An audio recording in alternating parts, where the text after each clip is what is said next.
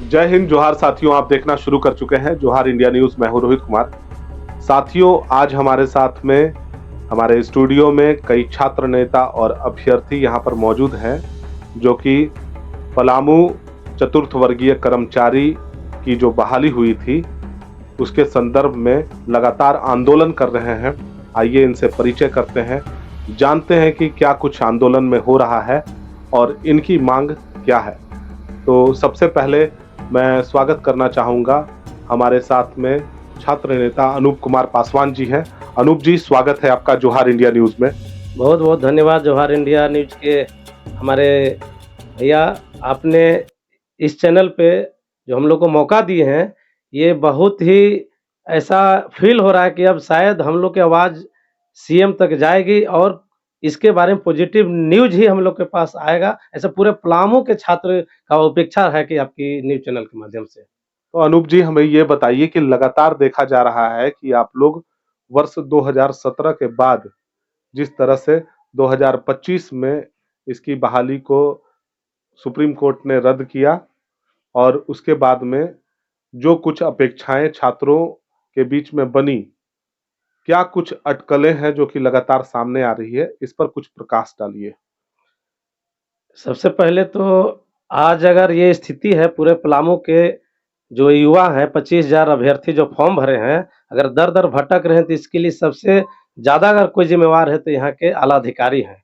क्योंकि 2000 ये बहाली 10 में निकली हुई थी पहली बार जी। और 10 में बहाली निकलने के बाद एडमिट कार्ड भी सबको जारी कर दिया गया, लेकिन 7 साल के बाद उस एडमिट कार्ड को पुनः जमा करवाकर और नया एडमिट कार्ड जारी किया गया था और 2017 में परीक्षा लिया गया था। तो ये 7 साल जो गैप रहा, इसमें अधिकारियों का बहुत बड़ी लापरवाही रही और उसके बाद जब 17 में एग्ज़ाम हुआ, परीक्षा में लोगों ने पास किया, लेकिन इतना बड़े व्यापक स्तर पर उसमें धांधली हुआ कि फिर से जो गरीब-गुरबे के बाल-बच्चे थे, श्रमिक वर्ग के बच्चे थे, जो किसान वर्ग के बच्चे थे, वो सिर्फ़ नाम के लिए परीक्षा में शामिल हुए। उन्हें कुछ भी हासिल हुआ नहीं और क्वेश्चन इतना बड़ा पैमाने पर लीक हुआ, जिसकी उपायुक्त के महोदय के सामने हम लोगों ने माँग रखा था और उसका नतीजा ये हुआ कि उपायुक्त महोदय, तत्कालीन उपायुक्त महोदय हमारे अमित कुमार जी ने काउंसलिंग के लिए बुलाए, उन्हीं स्टूडेंट को जिन्होंने पास किया था और वही सवाल को वहाँ रखा गया, जो परीक्षा हॉल में पूछा गया था और जो व्यक्ति 46-47 नंबर लाए थे परीक्षा में, वो आदमी 10 भी सवाल को नहीं बनाने पाए डीसी के सामने। लेकिन ये विडंबना है कि उस वक़्त के उपायुक्त महोदय को जब ये संज्ञान में आ गया था कि बहाली में धांधली हुई है, तो परीक्षा रद्द करवाना चाहिए था। ये सरासर नाइंसाफ़ी हुआ था और वही बहाली 2025 में निकला है और इस वक़्त भी हमारे तत्कालीन अभी फ़िलहाल के जो हमारे उपायुक्त हैं, उन्होंने ये इसमें न्यायपूर्ण हम लोग के साथ व्यवहार किया है कि 10वीं के अंक के आधार पे मेधा सूची तैयार किया जाएगा। जबकि पूरे पलामू के 25,000 हम लोग को जहाँ तक जानकारी है, लेकिन ऐसा आ रहा है कहीं-कहीं कि 35,000 फॉर्म भराया है और 35,000 अभ्यर्थियों का एक ही डिमांड है कि परीक्षा के माध्यम से ही इस बहाली को लिया जाए, जैसे 2017 में परीक्षा हुआ था। लेकिन परीक्षा नहीं लिया जा रहा है, इसके लिए हम लोग दर-दर भटक रहे हैं और हम लोगों ने झारखंड सरकार के मुख्यमंत्री जी से भी मुलाकात किए हैं, वित्त मंत्री जी से भी मुलाकात किए हैं। उन्होंने आश्वासन दिया है और उम्मीद भी है कि सरकार इस पर संज्ञान लेगी और परीक्षा करवाएगी। एक चीज़ और इसमें हम जोड़ना चाहेंगे कि पलामू प्रमंडल में 5 विधानसभा क्षेत्र आते हैं और हमारे राधा कृष्ण किशोर के अलावा 4 और भी विधायक हैं।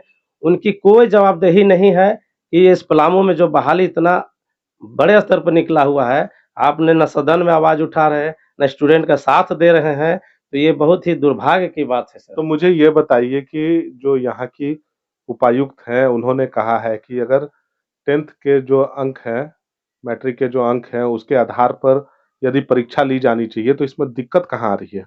दिक्कत ये आ रही है कि सर जब 2010 में फॉर्म भराया था और 25 में वो रद्द हुआ सुप्रीम कोर्ट के द्वारा, तो 15 साल का जो गैप हुआ, उस 15 साल का गैप में एज रिलैक्सेशन तो सुप्रीम कोर्ट ने दिया है। लेकिन उस वक़्त जो मैट्रिक पास किए हुए थे विद्यार्थी, उनका परसेंटेज जो आया है मैट्रिक में और उसके बाद 25 में, 2020 में लॉकडाउन में विदाउट एग्ज़ाम दिए हुए अच्छे नंबर जो लाए हैं, तो अंक के आधार पे तो उनका हक वहीं मारा जाएगा, जो 20 साल पहले मैट्रिक पास किए हैं। या सीबीएसई बोर्ड का जो अंक आता है सर, आपको मालूम होगा 90 प्लस आता है। बिल्कुल। आईसीएसई बोर्ड है, देवघर विद्यापीठ है, ऐसे उर्दू महाविद्यालय है, बहुत सारे ऐसे प्राइवेट, निजी और सरकारी संस्थान है जिनका हमारा जैक बोर्ड की तुलना में बहुत ज़्यादा अंक आती है। बिल्कुल। तो जब हमारा अंक में ही पिछड़ जाएँगे, तो ये तो अन्याय होगा। और बिल्कुल। यदि परीक्षा में मौका मिलता है, तो कोई भी बोर्ड से पास किया हुआ स्टूडेंट है, वो परीक्षा देगा, वो यदि उसमें काबिलियत होगा, तो परीक्षा को क्वालीफाई भी करेगा और सरकार का जॉब भी करेगा और झारखंड राज्य का सेवा भी करेगा। चलिए, झारखंड सरकार की सेवा भी करेंगे। अब हमारे बीच में अभ्यर्थी हैं रविंद्र कुमार जी। रविंद्र कुमार जी से जानते हैं कि अब वो सरकार से क्या मांग कर रहे हैं और किस तरह का आंदोलन आगे चल करके आप लोग करने वाले हैं। रविंद्र जी। 35,000 छात्र की तरफ से आपका जोहार इंडिया की तरफ से स्वागत है। और हम लोग अभी विश्वसनीय जो भी हैं राधा कृष्ण किशोर जी है, जो हमारे वित्त मंत्री हैं, वो अगर स्थगित करवाए हैं तो उन्हीं का देन है, और आगे भी परीक्षा करवाएंगे तो उन्हीं का देन है। और हम लोग का इतना अति विश्वास भी है कि एग्जाम होगा। आपका थोड़ा लेट लग रहा है झारखंड के सरकार की तरफ से, जो कि इस निर्णय को दोनों को पार्टी को समझते हुए भी वो निर्णय लेना चाहते हैं कि दोनों का रास्ता निकल जाए।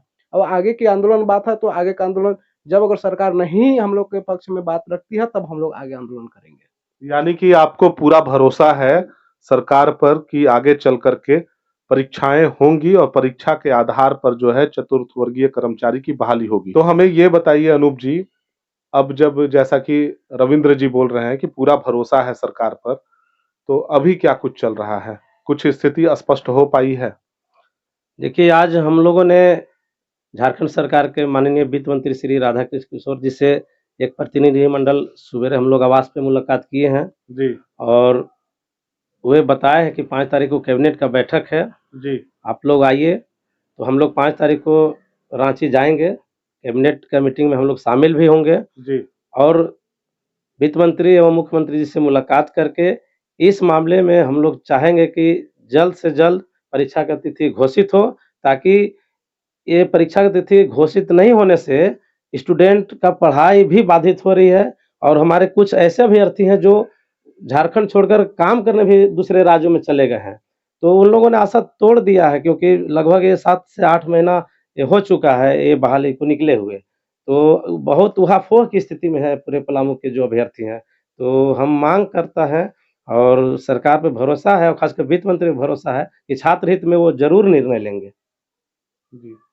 तो साथियों, आप सुन रहे थे छात्र नेता व अभ्यर्थी चतुर्थ वर्गीय कर्मचारी पलामू की जो बहाली 2010 में निकली थी, 2017 में इस बहाली को लेकर के परीक्षा ली गई, 2025 में जो है पुनः इस बहाली को लेने के लिए जो है कुछ नियम दिशा निर्देश कोर्ट के द्वारा तय किए गए हैं। अब जब छात्र नेता चाहते हैं कि अभ्यर्थी जो कि इस बहाली में शामिल हो रहे हैं, जिनको एज रिलैक्सेशन दिया गया है, जो परीक्षा की मेधा सूची आती है, उस मेधा सूची के आधार पर जो है उनकी बहाली को लिया जाए।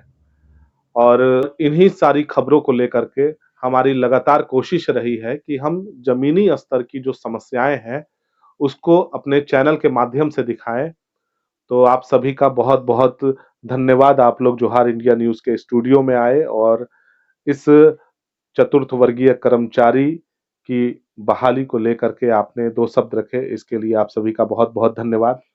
पुनः पूरे पलामू के 25,000 अभ्यर्थियों की तरफ से आपको चैनल को बहुत-बहुत धन्यवाद और चाहेंगे कि आप ऐसे ही पत्रकारिता में आगे बढ़ते रहिए। हम लोग का समर्थन आपके साथ सदा है। तो साथियों, इसी तरह की तमाम खबरों को देखने के लिए आप देखते रहिए जोहार इंडिया न्यूज़। तब तक के लिए जय हिंद, जोहार, जय संविधान।